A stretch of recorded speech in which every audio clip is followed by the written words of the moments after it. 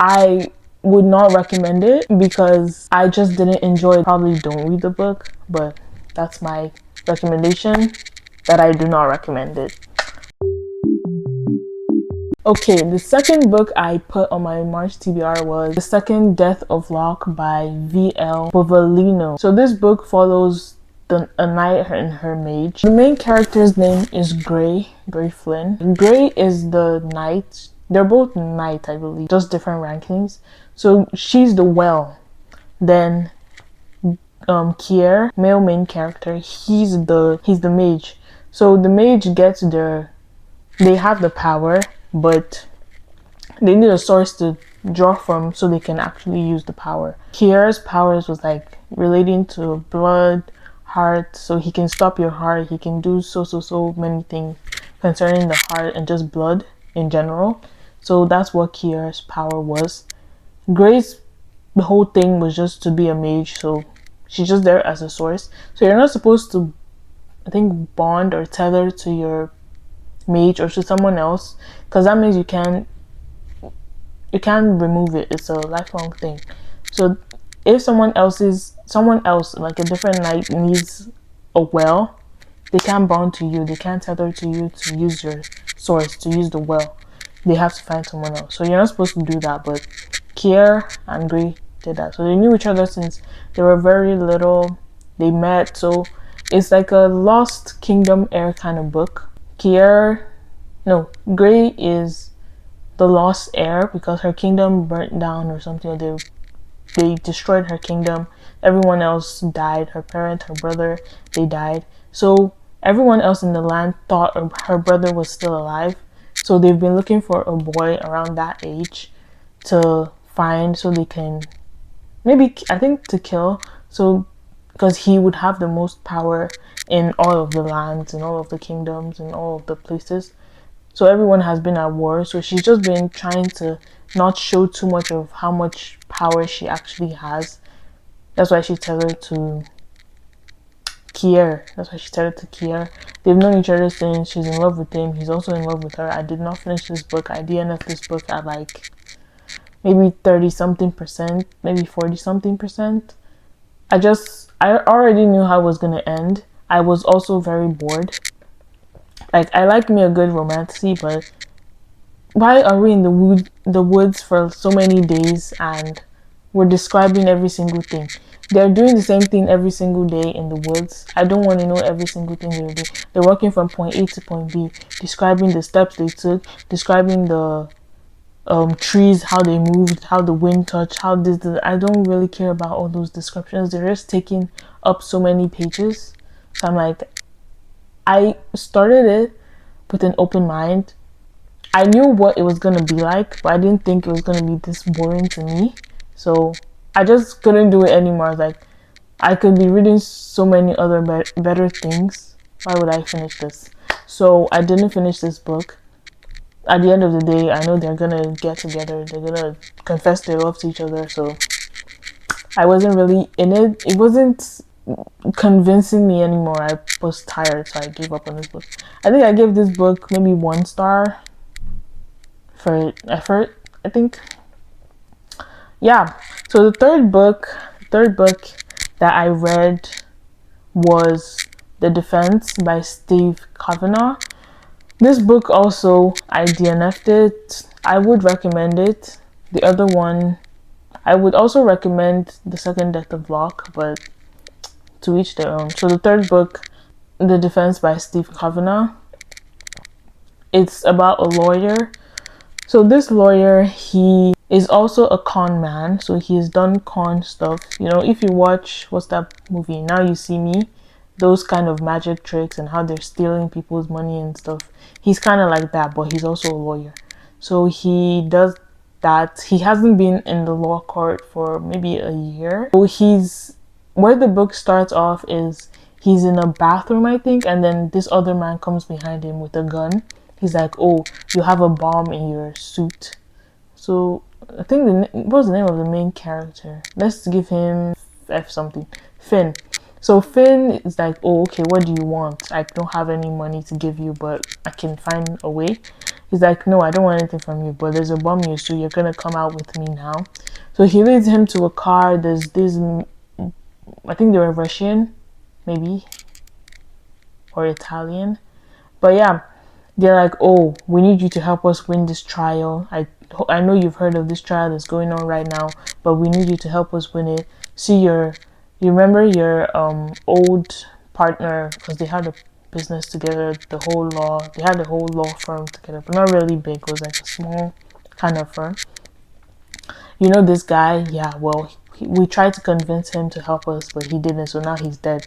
If you don't want that to be you, you have to do this. You have to help us win this case.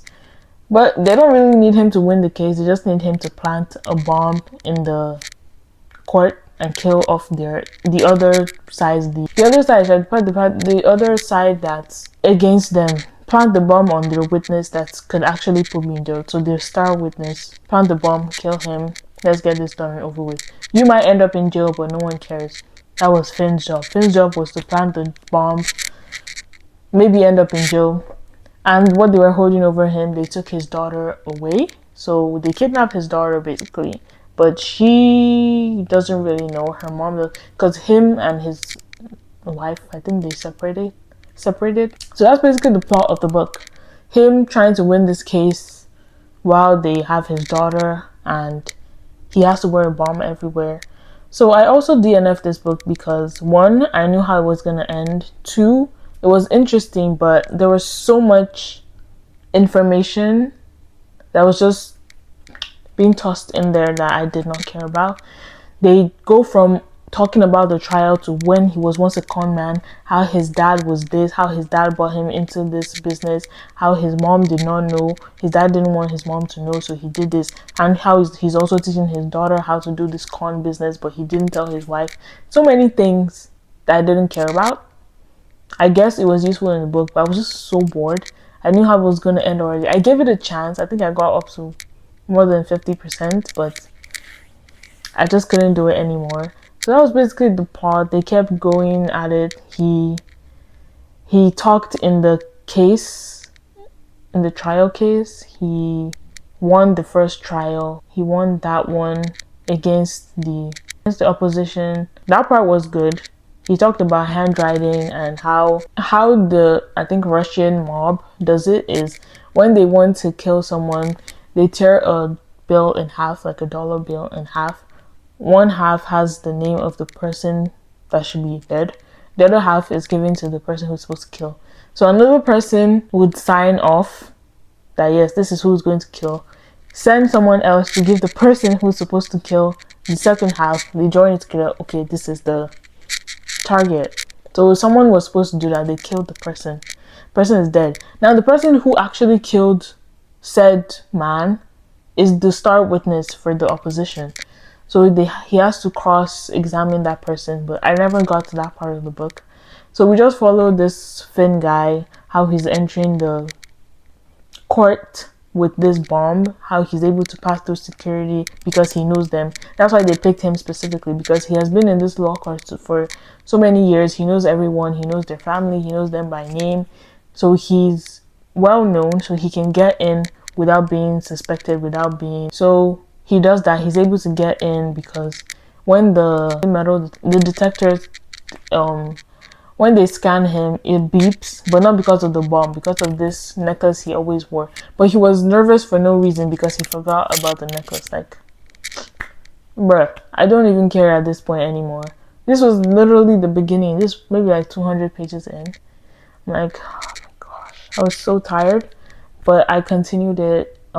We got up to the point where he does the trial. So the other side, the opposition side of him, he's the defendant, I guess.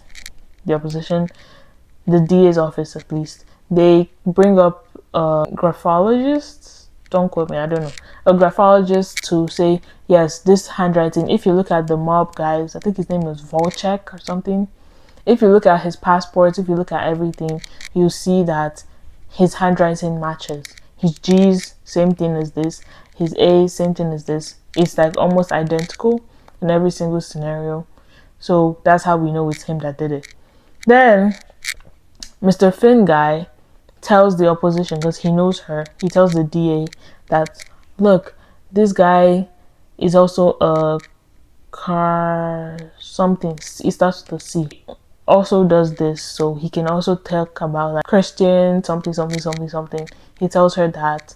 So while the guy is speaking on the stand, Finn, the woman is like, oh yeah, I heard you're also the thing with the C, something something, it's, I heard you're also this. He's like, yeah, I do that, but he kind of looked nervous. She says something, then Finn uses that as a trick. He's like, oh, your honor, I don't like this being brought up because I'm a Christian. He's not a Christian. I'm a Christian, and it seems that since in the country we're allowed to have whatever religion we choose, that we're not under a particular religion, that I feel triggered and da da da da da. So that part useless. So the jury is already like, what is this guy? Is he even credible? That was his point. He wanted to make him seem not credible for whatever he was saying. So now it's time for Finn to cross-examine this guy. So he's already looked into him before, like maybe the day of, I think. Yeah, he looked into him, looked into all the papers he wrote when he was in college. So those papers you write, the more you put out stuff, the more you put out things, the more you get money. So he was just putting out random papers just to get money.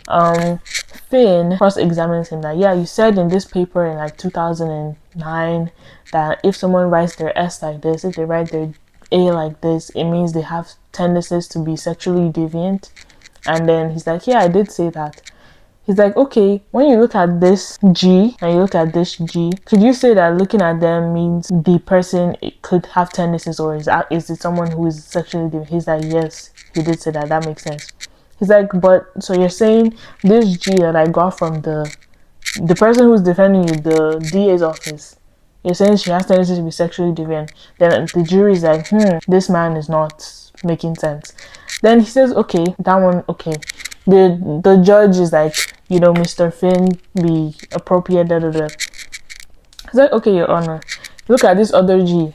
Does that say the same thing, that, oh, this person could also be sexually deviant? He said yes. So you're saying the judge, your honor, is also sexually deviant? The whole court is like, oh, you know.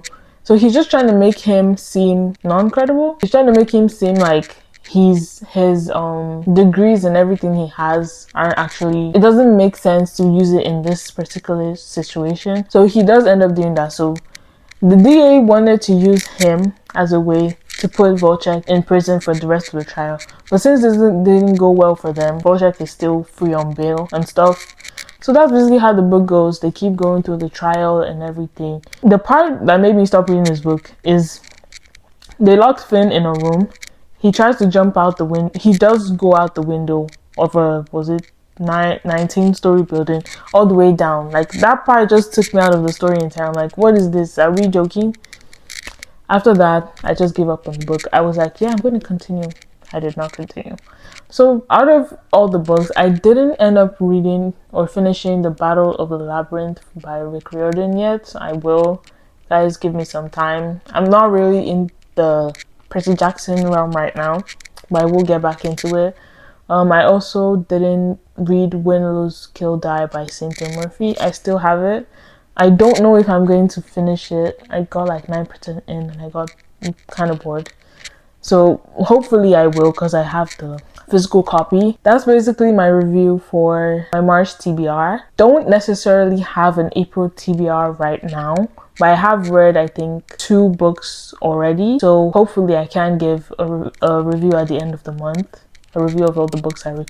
Because I find that if I put like a specific timeline on the books I want to read, I don't actually end up reading them. Or I just feel, not pressure, but like this, you know, to finish reading the books and put out reviews. But if I read them on my own time, I get to them way faster, I enjoy them way more, and I end up not really DNFing because I don't get bored too often. So stay tuned for that. I probably will give a review for, depending on how many books I'm able to get through this month. And yeah, that is the end of the video, guys. Thank you for watching. Don't forget to like, don't forget to subscribe, don't forget to leave a comment, please. Tell me if you read any of these books. Tell me or give me recommendations of any books you would like me to read, and also give reviews on. I would also appreciate that. I will will try to add them into my TBR maybe this month or next. And yeah, thank you guys for watching this video. Thank you for getting to this point in the video. I really appreciate it, and I will see you in the next video. Bye.